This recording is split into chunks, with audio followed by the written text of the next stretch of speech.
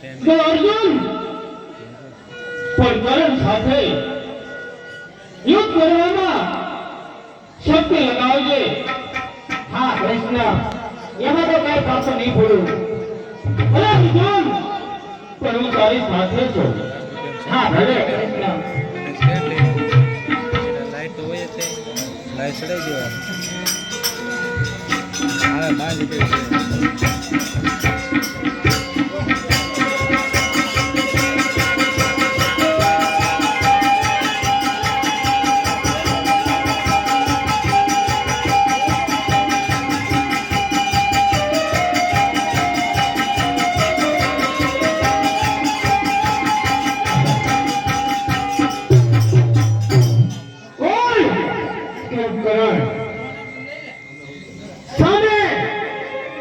પાંચ પાંડવ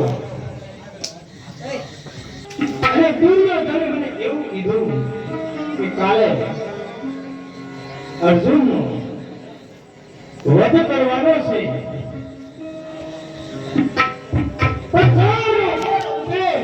અને શબ્દો બોલાય અને મારા બાણથી જો અર્જુનને વિધિ અને વિજય પ્રાપ્ત ન કરું, આવા મને બોલા પાસે દુર્યોધનને તો સાહેબ હવે રણ મેદાનની અંદર મારે યુદ્ધે સ્ટેન્ડ લઈ લે તો આ સેલ્ફી નું લઈ લે અહીંથી પકડીને સારી નહીં કરું.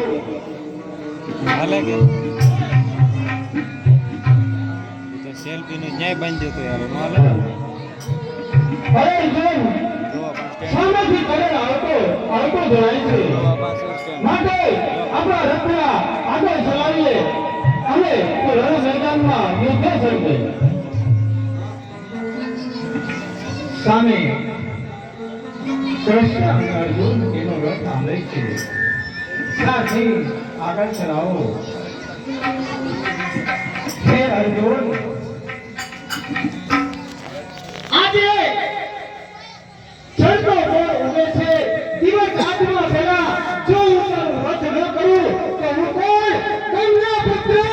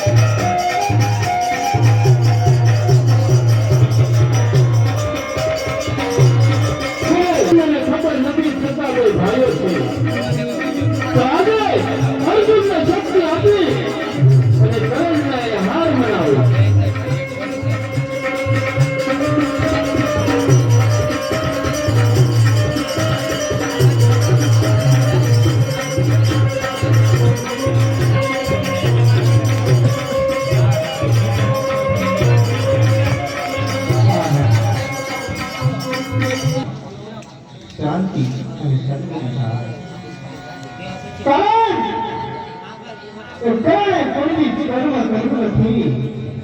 અને કર્મ કરવાનો નથી. મારા આખરે આવેલા એક સતીનાથ મારી પાછળ જે બ્રહ્મ હસ્તક હતું, કદાચ એ બાણ નારીને ન આપ્યું હોત તો એક જ બાણે હું પાંચ પાંડવને એક બાણની અંદર હું વિધિ નાખી. પણ હું સરળ ચાલીસ જાતે મને દાન દે. તો આ ભલે કરણ આજે ધરડા તો કરણ લેમન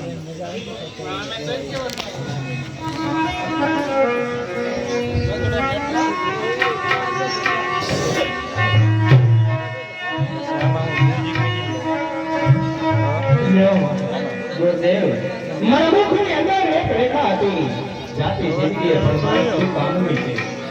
એટલા માટે આજે મારા મુખની અંદર એક સોનાનો દાન, એક સોનાનો દાન હું તમને અર્પણ કરું. સાચું કરે. લાવો. હે કરણ!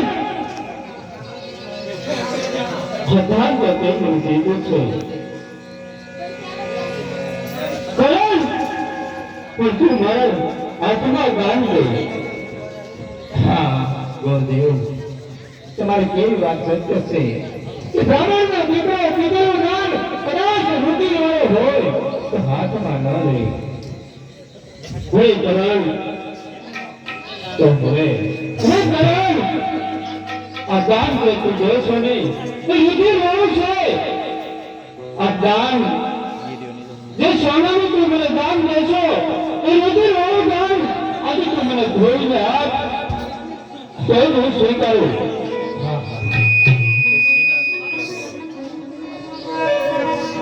એવી વાત સત્ય છે.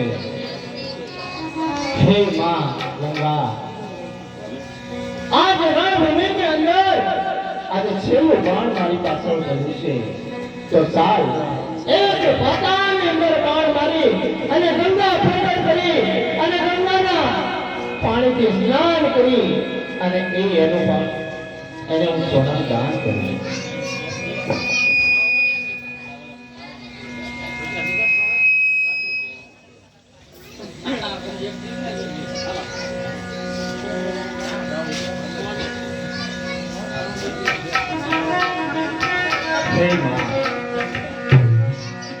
આજે છેલ્લા શ્વાસે મારી તારી જરૂર પડી હતી, કારણ કે મારા મુખની અંદરથી દાંત નીકળેલો એ ધોવા માટે હવે ધોઈ અને હું ગોરદેવને અર્પણ કરું.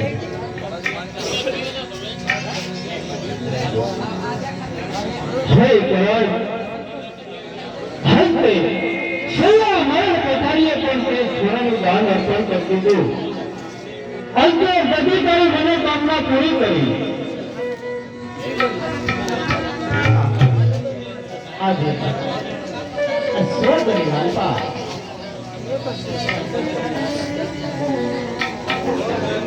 ધર્મ દરબારની અંદર મારા હાથમાં પણ આજ મારા પેટની અંદર એક ખજાળો પડી છે તો સાલ મારા નાકને જઈ અને વાત કરો.